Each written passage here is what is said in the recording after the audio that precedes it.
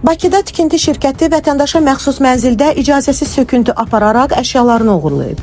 Patrolaza daxil olan məlumata görə, Arbita MTK-nın nümayəndələri Kamil Balakişiyev küçəsi 6 ünvanında yerləşən 128 nömrəli mənzilə ev sahibinin xəbəri olmadan daxil olaraq həm söküntü işləri aparıb, həm də əşyalarını müsadirə edib. Əldə olunan kadrlarda görünür ki, mənzilin şüşələri sındırılıb, əşyalar dağıdılıb, şkaflar soyuducu və kondisioner şirkət tərəfindən çıxarılaraq aparılıb. Zərər çəkən qadın mövcud vəziyyətdən şikayətlənərək sözü gedən şirkətin evini dağıtmasına, əşyalarının bəzilərinin yararsız hala qoyulmasına, bəzilərinin də oğurlanmasına kəskin etirazını bildirib.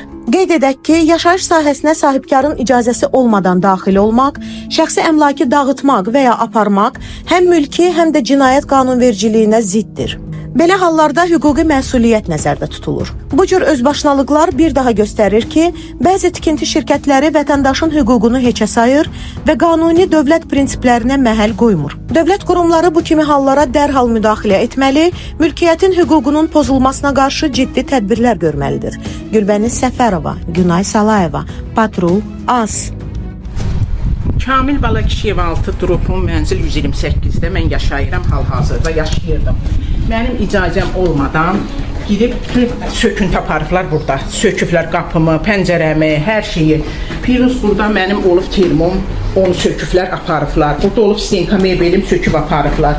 Orada olub xaladinlikim, kondisionerim, qabaq stolu, alt stolu, 3 dənə xalçam, 3 dəst yorğan döşəyim, bahalı yorğanlarım, tefal dəst qazanlarım, bahalı qablarım, hamısını söküblər. Şifrdə söküblər?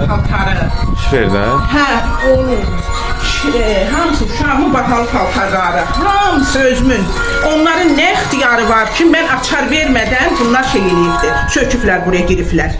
Nə ixtiyar veriblər onlara. Yəni, mənim hər şeyim yoxdur burada.